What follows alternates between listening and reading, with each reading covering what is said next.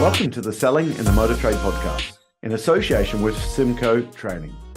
This is the weekly podcast where we share best practice, tips and ideas on how to sell more cars, improve your service department, and generally put more profit into your dealership or dealer group. I'm your host, Simon Bowkett. Now, some of you probably already know me as Skippy. I want to start by saying thank you for taking the time to listen to this podcast.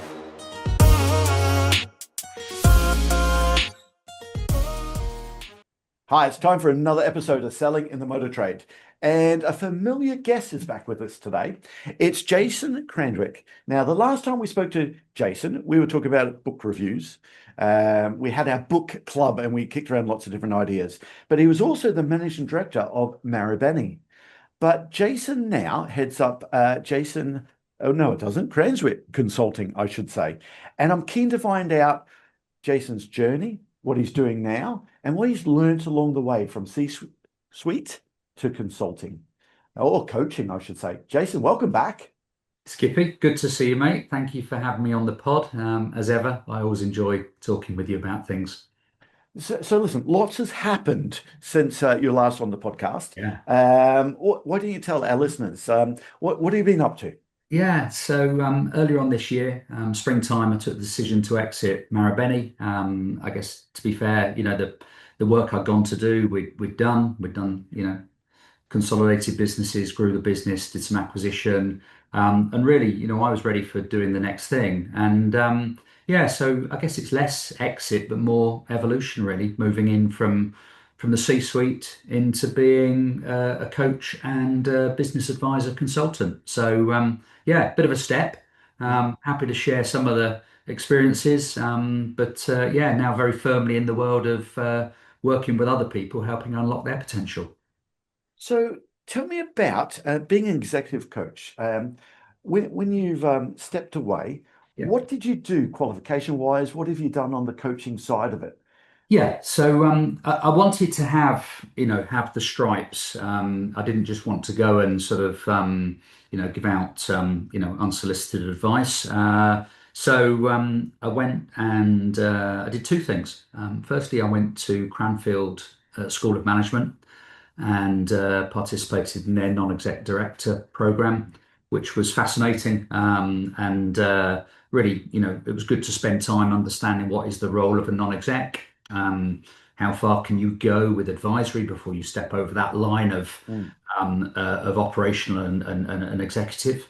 And it was great because I was there with a cohort of about 25 other people from all different industries: charity sector, public sector, FTSE 100 businesses, and everybody trying to understand what the role of a non-exec is. So happy to talk a little bit about that one later if you want.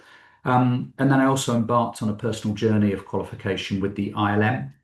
So delighted that about a month ago I completed my journey of the ILM Level 7 exec coaching and mentoring qualification. I'd massively underestimated what that was. I thought it was going to be a few days and a couple of essays. It was I think I ended up writing about 20,000 words in assignments. Wow. Had to do over 40 hours of observed coaching. Fair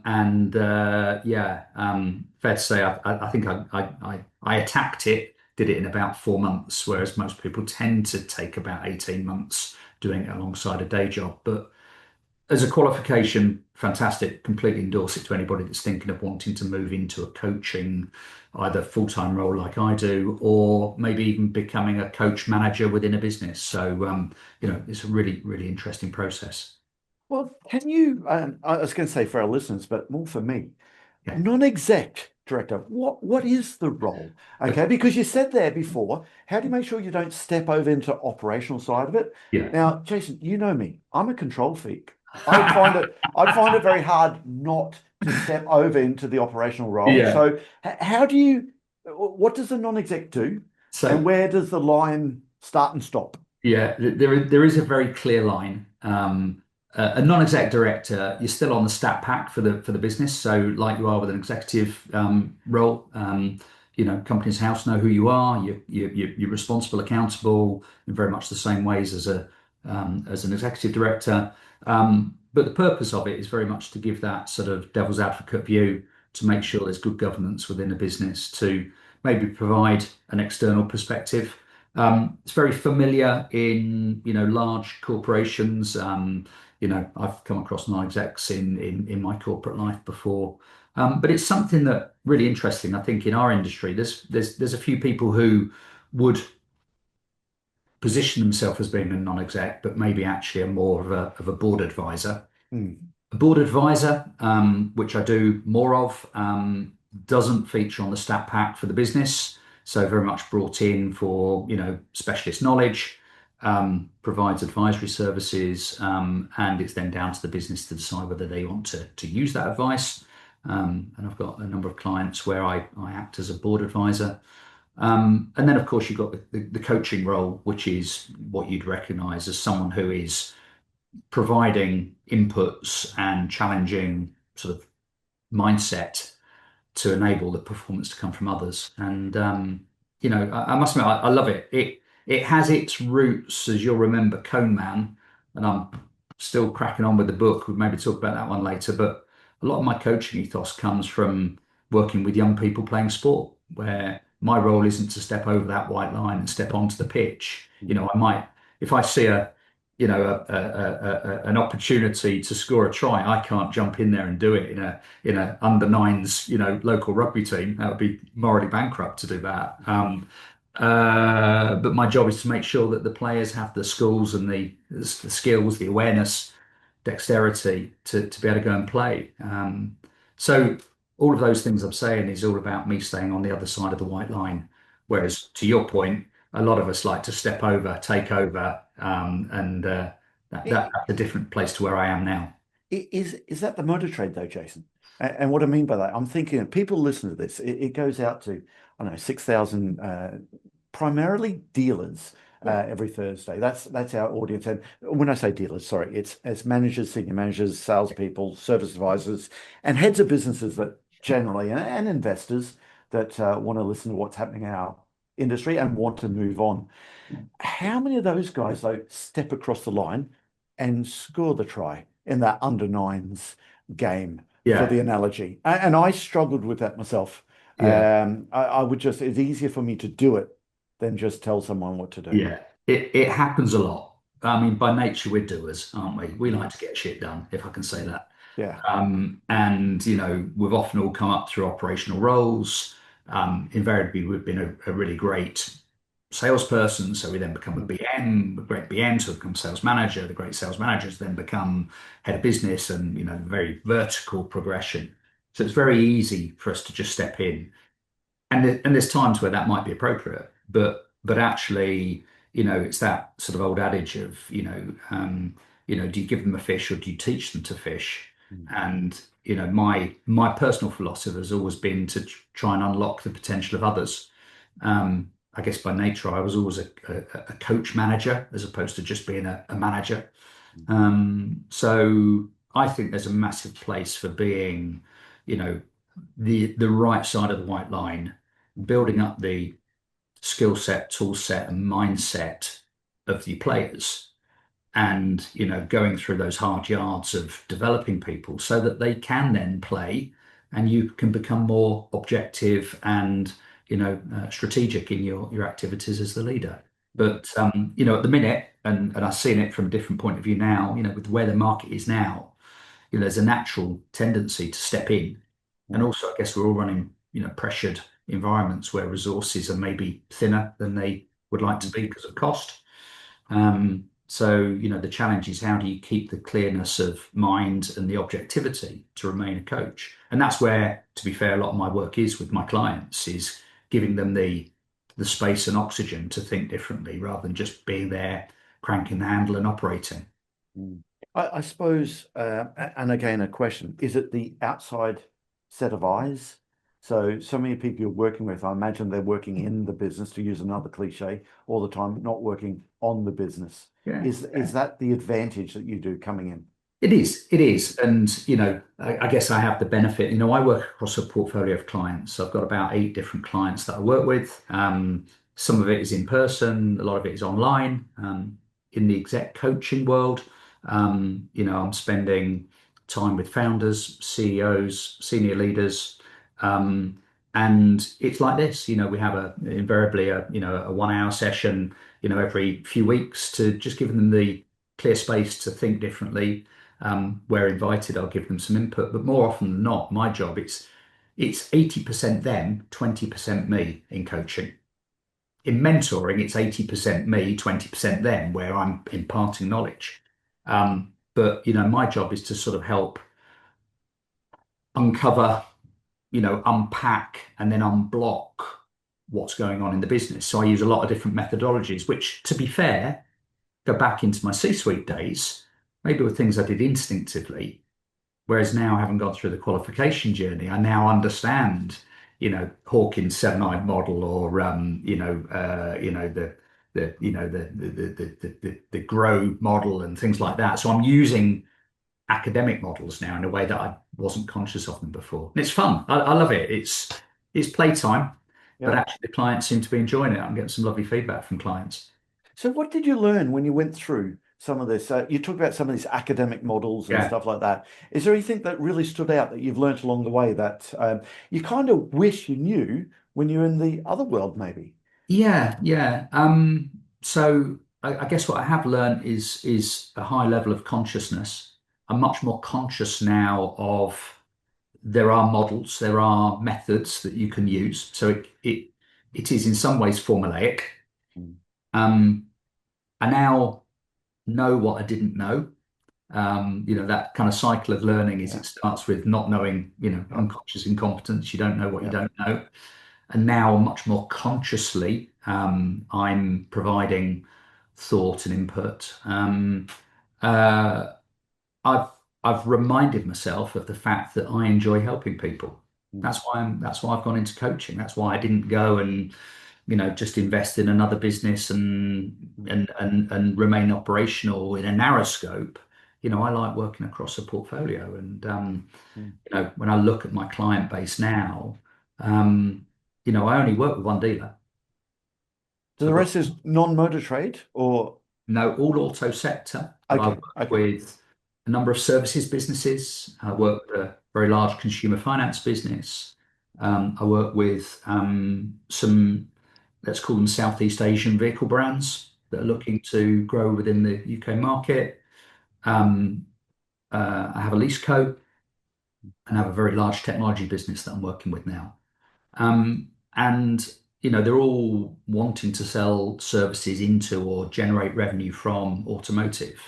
But actually, the vast majority of them are not dealers. I love the dealer bit because that's I can probably provide more instant fix there. I probably step closer to the line there than Yeah, others. Whereas yeah, actually, when I go into a consumer finance business, I understand their place, but I don't know their business model. But what I yeah, can do is give them the space to think differently. yeah. I suppose that's interesting because I was going to say the motor trade is going through a huge change, but no, the world is going through a huge change with AI. But And the speed things are changing. And some of these AI companies, it's like, for me, what skill would I mm, want someone starting their life now? mm, I think the skill is the skill to learn and adapt it very is. quickly. It is. That's the skill that people need to know, how to adapt and learn. Because if you're going to learn exactly how to use, I don't know, Claude, okay, that's Yeah, going to be replaced by something else so quickly, as we've absolutely. seen. Absolutely. And you've used the word there a few times, Skippy, of skill. Skill sets you can learn. Yeah. Tool sets you can buy or build. Mhm. But mindset is the thing you have to adopt. And I think that's the thing here is, I spend all of my time working on the mindset of my clients and, senior leaders and managers within businesses to, there's nothing we can't learn. There isn't anything we couldn't work to adopt in terms of tools, but you've got to have the open mindset to it. And Skippy, I don't mind saying, look, I'm a one man band. It's only me. Cranswick Consulting is me. Yes, I've got associates that I could work with if needs be, but my clients are buying sort of my input. I run my business on an iPhone and a MacBook. That's me. I only have three assets really in the business, which is an iPhone, a MacBook, and a car. So I have to use technology to organize myself and deliver the services. So, one of my clients the other day, we were looking at some work, and he says, I think I really need to bring in a senior leader within the business. Here's the challenges I need them to be able to address for me. And, I spent, 15, 20 minutes prompting, a closed chat group that we have, Chat GPT group. And, 15 minutes of prompting, 20 seconds later, we've got a perfect role profile that absolutely meets the needs of what he needs for his business. So I couldn't do that. I could sit there for hours and hours laboring over it, but we needed to be able to get it and move on. And it's 90% accurate for what he needs, and now he can fine tune it. So, things like AI, are absolutely, essential today. But I think it's a mindset thing. We've got to unblock it, got to unblock the way to using these tools. And Jason, listen, technology changes all the time. That's like AI, for example. I mean, where is it going there? It's changing so quickly. I don't think anyone can keep up with it. And I think you really have to learn to adapt and change there. You do, but you've got to get involved. I Yeah. think that's my view. It's not going away. It's already Mm, here. It's not a thing of the future. It's a thing of now. mm. And I remember it was very similar, when, go back to sort of, the mid 2000s when, the internet was starting to really influence how, consumers were searching and Yeah. deciding. So we've got to get involved. You can't be passive. Mm, But someone said to me one day, and I use a closed group in GPT as a way of sort of mm. protecting what I do. But a colleague or a friend of mine said it's a bit like having a 16-year-old intern. They'll come up with some really great stuff, but you've got to check their work. Yeah. And it's so true that you couldn't afford to just have all your vehicle descriptions done in ChatGPT because the likelihood is it will throw up some errors. Yeah. 90% of it will be right, so it'll help you fast track to get to that point. And likewise, if you've got customer comms, you wouldn't want to just use, ChatGPT to write emails to customers. But there is a lot of other use cases of AI where it really does give you the efficiencies that you need. But, just because you won't look at it doesn't mean it's not there.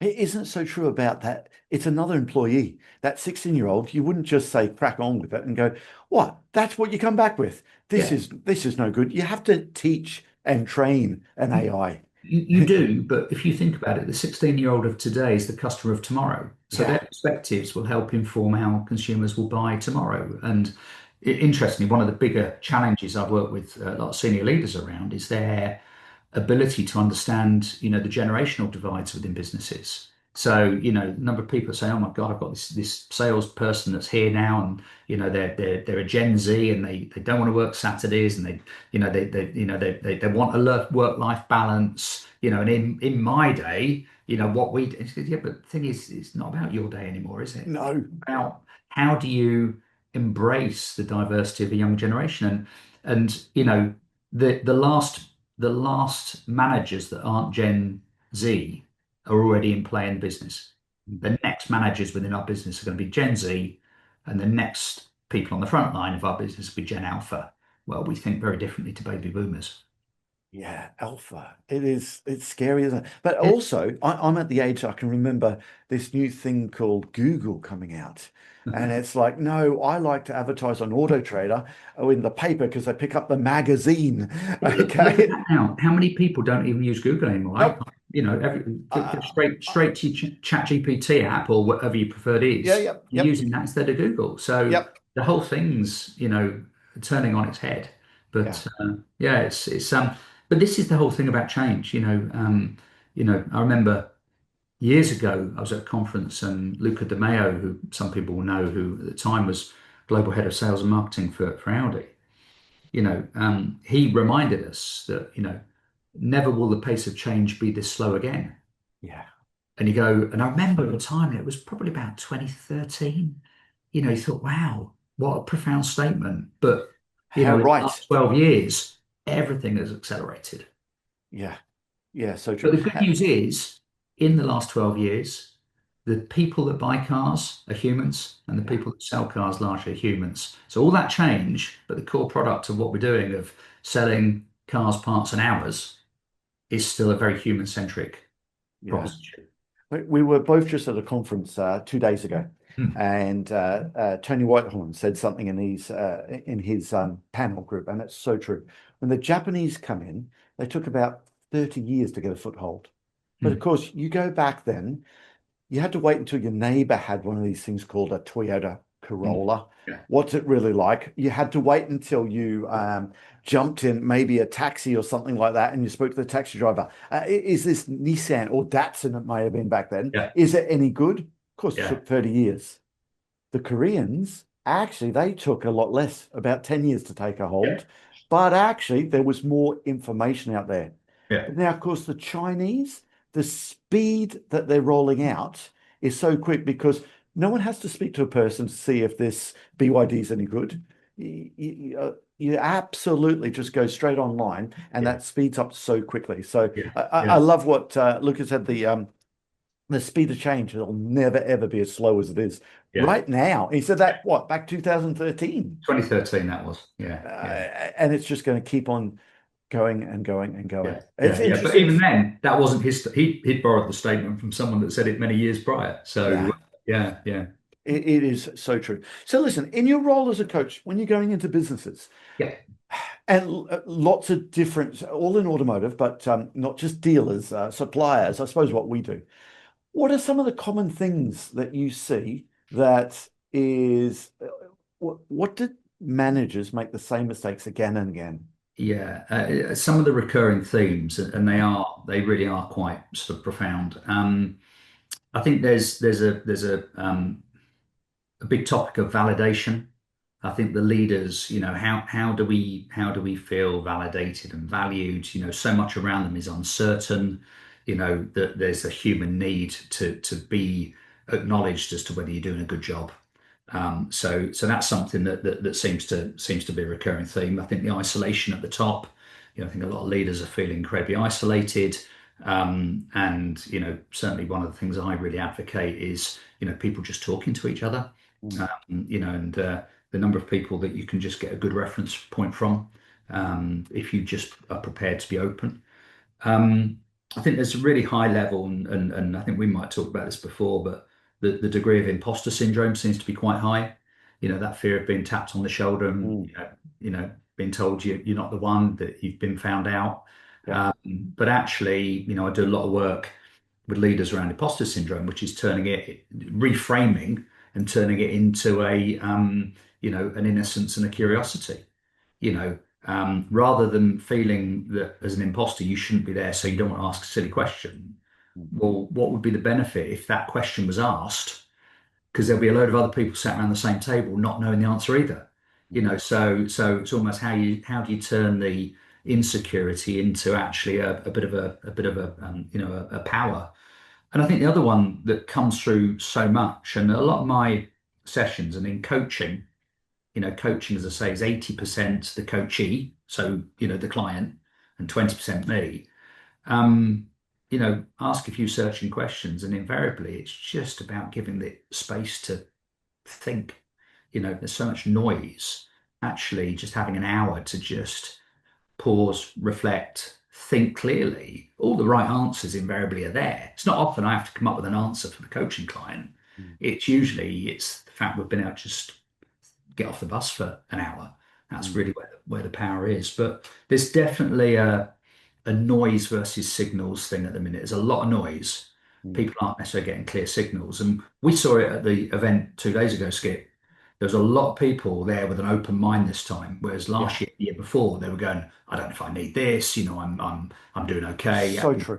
This year, people are going, right, tell me, I need to learn about this thing because I don't know enough. Yep, so true. But then there's so much noise because how many every company's just put AI behind the name. Okay, Pinewood AI, Simco Training AI, we should call it. You should Um, do. You uh, should do. so it's actually sifting through that noise, though, isn't it? Yeah. And finding out. But you have to be curious. You You have to do. want to go and do that. And, I and want. it comes back to mindset. can I go back to mindset? There's something you said before that really triggered me. That imposter syndrome. Hmm. I suppose something that's always helped me is probably being a foreigner, building my business halfway around the Hmm. world, and not being scared to ask the silly questions. Yeah. And that's one of those things, being so curious, and saying, hold on, how does that work? I can remember years ago starting with a company called Evans Allshaw before Pendragon got him. This is 95 now. Okay, I heard about this department I'd never heard of before called after sales. Yeah. Because in Australia, it was just called parts and service. America's just called fixed operations. Yeah. But I remember I could have that question. And you know what? Even more recently, I was at the NADA conference, and you're going to laugh at me now, but they kept on talking about these things called OEMs. Yeah. And I turned around and I said, What's an OEM?" Yeah. Okay. And I'll tell you, we're with a bunch of UK dealers. Yeah. Okay. And I promise you, someone said, I'm glad you said that. Okay. I would like to ask. Someone said, I was just going to Google it. Okay. Because we just call them manufacturers. Do But you, that's, do you know what? I was having lunch last week with a group of people, of which a couple were potential new clients. Another dear friend of ours had sort of pulled this lunch together, and I sat talking to this lady, and she said that she went into a business, was promoted, had real anxiety around being the imposter, and she was sat there in first board meeting. She was in at director level, and someone made the comment about EBITDA, and she sat there and raised her hand, I and played to her. Yeah. look, and she said, "Sorry, I don't know what EBITDA is." So apparently the CEO of the meeting said, "Oh, well, no problem. Let me just ask some of your colleagues who can tell." And they Oh, all I dropped their love that. heads. And what was clear is that none of them knew what EBITDA was, But but they still they bantered were around prepared it. to ask. So and I love the phrase what he said. yeah, Who yeah, other colleagues can ask? yeah. And what we then got talking about again, from a coaching point of view, is a concept called beginner's mind. And if we approach things with a beginner's mind, in other words, let's accept that we might not know everything, but ask the questions, then the likelihood is you're gonna learn faster and make fewer mistakes. But you've got to be prepared to make yourself uncomfortable by having that beginner's mind. And these are some of the things I said right at the beginning. I sound a bit wacky now, I suppose, but these are things that maybe in my career, either I had the benefit of people that told me these things early, or I'd by almost by osmosis picked up what these Yeah, things were. yeah. But, I only wish in some ways I'd asked more of these beginner's mind questions earlier in my career so that I didn't have to sort of fumble my way through it. And that's something I really encourage all of my clients to do, is just have that mindset where you're prepared to ask the silly question, because you won't be the silliest person in the room. I, And the is everybody learns together then. Yeah, so true. And again, there'll be lots of managers, listeners, going, they've never had to deal with earnings before interest and tax, and this is EBIT. So, and I got to tell you, the DAR bit, I still struggle with the EBIT and the DAR. Okay, so actually, it's ask the question, because again, you've never have to worry about that side of it, do you? Yeah, yeah. And then find out it's not a separate. Be curious, I suppose. Be curious. Be curious. That is probably the best way of summarizing that. Yeah. Yeah, it is. Anything else really stands out doing the coaching there? The common themes there. Yeah, I think it is just that giving people space just to think clearly. I talk about getting off the bus, and Yeah. my teams of the past will a lot of this will resonate with how I used to sort of manage those businesses. Is just giving people space to think, and just making sure that people understand that it's not only them. I suppose the final one I would say is spend a lot of time with clients, getting them to reframe things, so looking at it through the other's eyes. I've got a book here I was going to just reference. Mhm. I love it. Surrounded by Idiots. Mhm. It was a sentiment that I often felt over the years. Yeah. But what this is, it's about having empathy for different types. So, I have a lot of clients where they get frustrated that their boss might do things different to them, or that, they've got people that don't get them. And I just try and get them to reframe it. Well, what if you tried to look at it through their eyes? What would be the benefits of having some empathy for their perspective, and can that help you position? And it's funny, I've got one client in particular I do a lot of work with who he was frustrated about how he's managed. And I said, no, reframe it. How are you managing them? How are you managing up? Not how is it managing down? And he had this sort of epiphany. It's like, God, yeah. I said, look, you've got to be able to see it through the eyes of your boss to understand where it's coming from. But then your job is to manage back upwards in a way that is then compatible. Otherwise, you're always going to end in conflict. So, yeah, we aren't surrounded by idiots. We're surrounded by difference. And I think we have to sort of value that diversity. Yeah, I thought you were going to go down the phrase of it's hard to soar like an eagle when you're surrounded by turkeys. Absolutely. That's not what the book refers to, I take it. I think that it is. They have a different view there, a different mindset, which is great. So listen, what's the future for Cranswick Consulting? Where are you looking towards? Do you know what? I'm very much in a happy place, which is good. I'm fit, I'm healthy, I've got balance. I'd like to think to what I'm doing. I've got the reward I look for through the diversity. I'm enjoying, picking up the new clients as they're coming. And I'm enjoying the sort of cognitive stretch for me in terms of learning different parts of our industry. I'm always open to talking to people who are wanting, some level of support, whether it's executive coaching on a one-on-one basis, whether it's a leadership executive coaching proposition, which I have with some, where I manage the whole or coach the whole management or leadership team.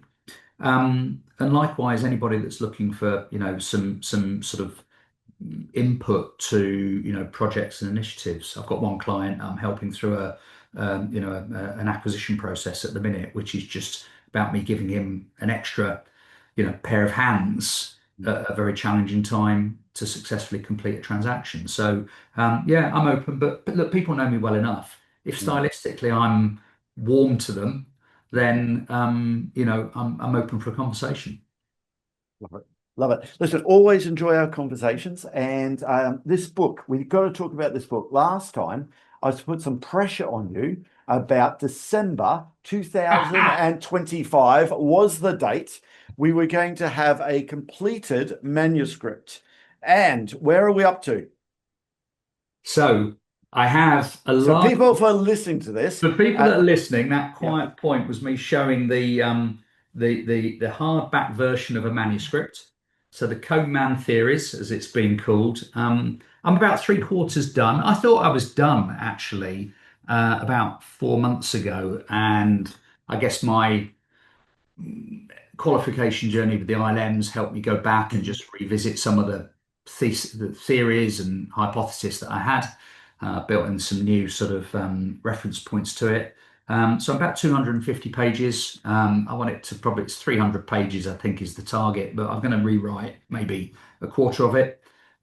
So you are holding my feet to the fire. You said by Christmas, and I think I'll have a working draft. I've shared snippets with close friends and family, got some feedback on it, but I think by Christmas I'll be in a position to say, okay, this is now in a working draft sufficient to now go off and see if any lunatic would actually buy it if it was published. But I refer to it every day. The isms in it around unlocking potential. That line of where the coach stops and the player starts. I use a lot of the models in it with my clients already in terms of helping them plan their journeys. So yeah, it's well in progress, not finished yet.